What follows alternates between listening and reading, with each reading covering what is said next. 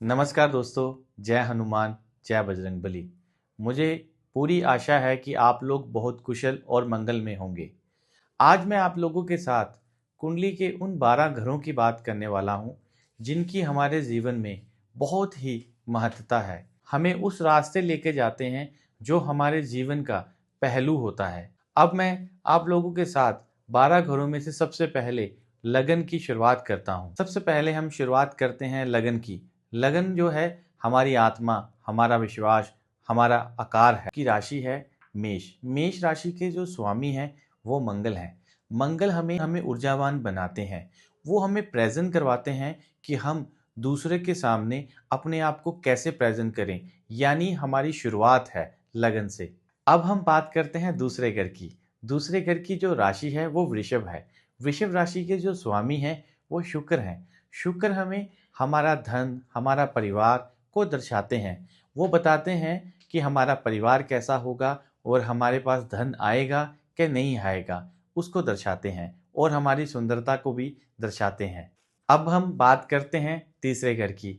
तीसरा घर जो है हमारे छोटे भाई बंधु को दर्शाता है। इसकी जो राशि है वो मिथुन है। मिथुन राशि के जो स्वामी हैं वो बुध हैं। तीसरे घर से यानी हम छोटे भाई बहनों को, अपने बंधुओं को देखते हैं। अब हम बात करते हैं चौथे घर की।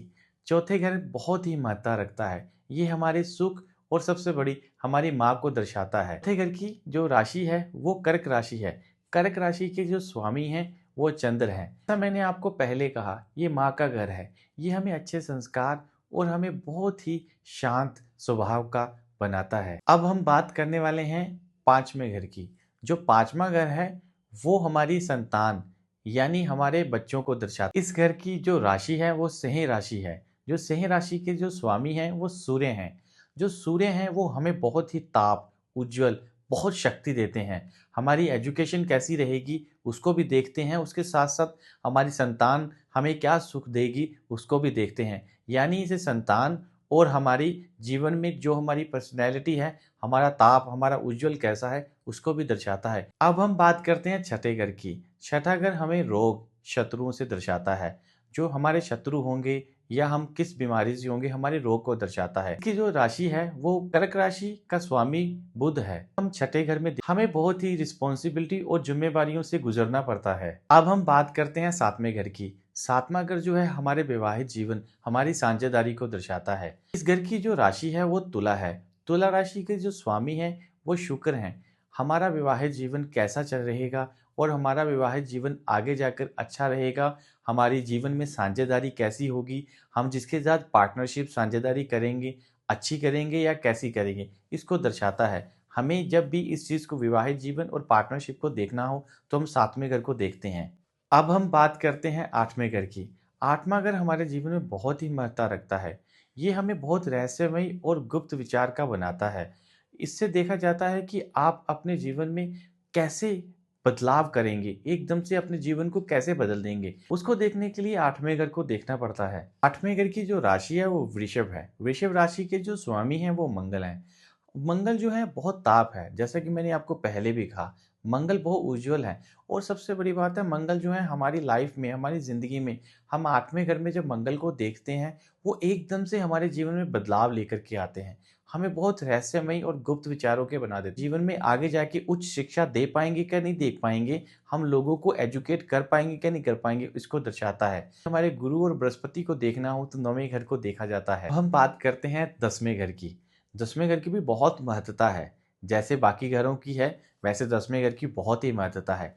वो इसलिए महत्ता है, वो हमें दर्शाता है कि हम कहाँ काम काज, कहाँ अपना कार्य करेंगे, किस रास्ते की तरफ जाएंगे, क्या हमारा बिजनेस होगा, हम क्या बिजनेस कर। शनि को देखते हैं। शनि हमारे जीवन में कार्य लेके आता है। हम किस कार्य की ओर जाएंगे, हम क्या कार्य करेंगे, इसको देखने के लिए हमें 10वें घर को देखना होता है। 10वें घर के जो स्वामी हैं, जैसा कि मैंने पहले कहा, वो शनिदेव हैं। शनिदेव हमारे कार्य को दर्शाते हैं। हम 10वें घर को देखना है तो शनि को देखना होगा, शनि कैसा है, हमारा अच्छा है क्या नहीं अच्छा है, वो हमारे को उस कार्य की तरफ लेकर के जाएगा। अब हम बात करने वाले हैं 11वें घर की।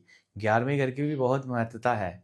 इसलिए महत्ता है, वो दर्शाता है हम फाइनेंशियली पैसा आएगा कि नहीं आएगा, हम इच्छावादी होंगे क्या नहीं होंगे, हम अपनी इच्छा पूरी कर पाएंगे क्या नहीं कर पाएंगे, इसको दर्शाता है। यानी हमें जीने के लिए, हमें जीवन में आगे जाने के लिए पैसों की आवश्यकता तो है, हमें उसको देखने के लिए 11वें घर को देखना होता है। 11वें घर की जो राशि है वो कुंभ राशि है। कुंभ राशि के जो स्वामी हैं वो हमारे कर्मदाता, कर्म फलदाता शनि हैं। शनि जो हैं हमारे जीवन में बहुत लाभ लेकर के आते हैं, हमारी इच्छाओं को पूरा करते हैं।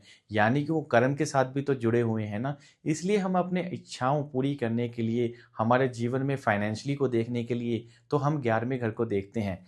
और सबसे बड़ी बात, हम अपने शनि को भी देखते हैं, शनि कैसा है। शनि अच्छा है तो फाइनेंशियली ठीक रहेगा, कार्य ठीक रहेगा, हम जीवन में बहुत उज्जवल कर पाएंगे। बात करते हैं आखिरी 12वें घर की।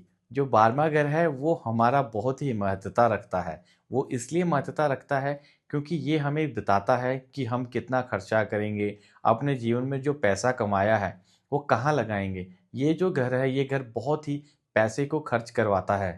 इस घर की जो राशि है वो मीन राशि है। मीन राशि के जो स्वामी हैं वो बृहस्पति हैं।